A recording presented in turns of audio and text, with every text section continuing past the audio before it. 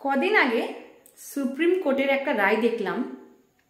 সে রায়ে বলা হচ্ছে, কোনো ব্যক্তি যদি দোষী সাব্যস্ত হয় তাহলে তার বাড়ি ভাঙা যাবে না, কারণ একজনের দোষের শাস্তি পুরো পরিবারকে দেওয়া যাবে না। এর জন্য প্রয়োজনীয় নতুন নিয়ম নীতি তৈরি করা হবে।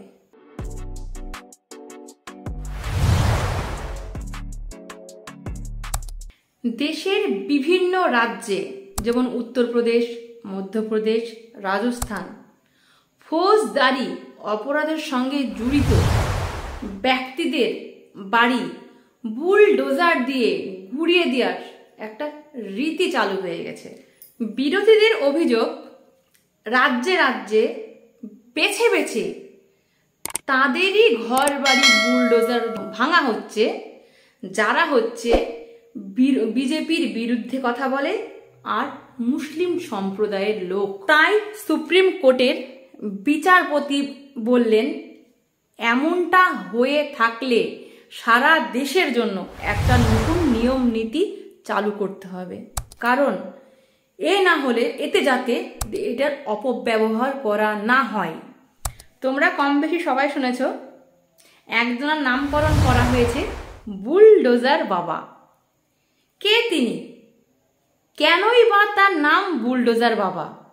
এই বুলডোজার বাবাকে নিয়ে জনগণের মধ্যে কৌতূহলের শেষ নাই। উত্তরপ্রদেশের মুখ্যমন্ত্রী যোগী আদিত্যনাথকে বলা হয় বুলডোজার বাবা। উত্তরপ্রদেশের মুখ্যমন্ত্রী এবার ভোটের প্রচারে যেখানেই গেছেন তিনি বুলডোজার ব্যবহার করেছেন। সারিবদ্ধভাবে বুলডোজার যেখানে রাখা ছিল, তা বুলডোজারের মাথায় লেখা ছিল বুলডোজার বাবা। আর যেখানেই তোমার প্রচার করেছেন সেখানেই বুলডোজারের ব্যানার টাঙিয়েছেন। আমরা জানি বুলডোজার সাধারণত রাস্তাঘাট বানানোর জন্য, বন্যা প্রতিরোধ করার জন্য ও আমরা জানি অবৈধ জমি দখলদারি মুক্ত করার জন্য ব্যবহার করা হয় বুলডোজার। ফেব্রুয়ারি মাসের একটা ইন্টারন্যাশনাল প্রতিবেদন থেকে জানতে পারি, প্রায় 128টি মুসলমানের বাড়ি বুলডোজার দিয়ে ধ্বংস করা হয় এবং প্রায় 617 জন মানুষ ঘর বাড়িহীন হন।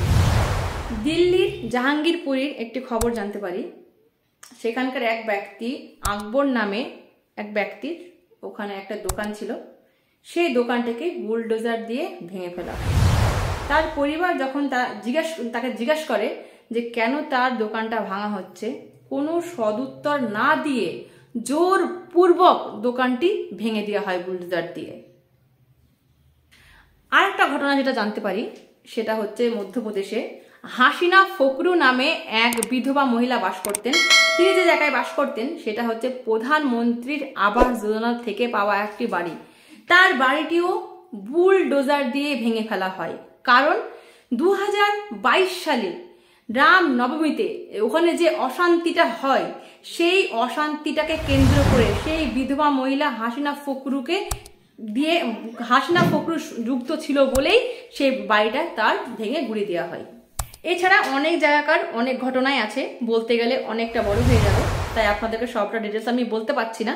তো সব ডিটেলসটা আমি ডেসক্রিপশন লিঙ্কে দিয়ে দেবো, আপনারা লিঙ্কটা চেক করবেন, তাহলে আপনারা বুঝতে পারবেন। আর এই কারণের জন্যই বুলডোজার বাবা বলা হয়।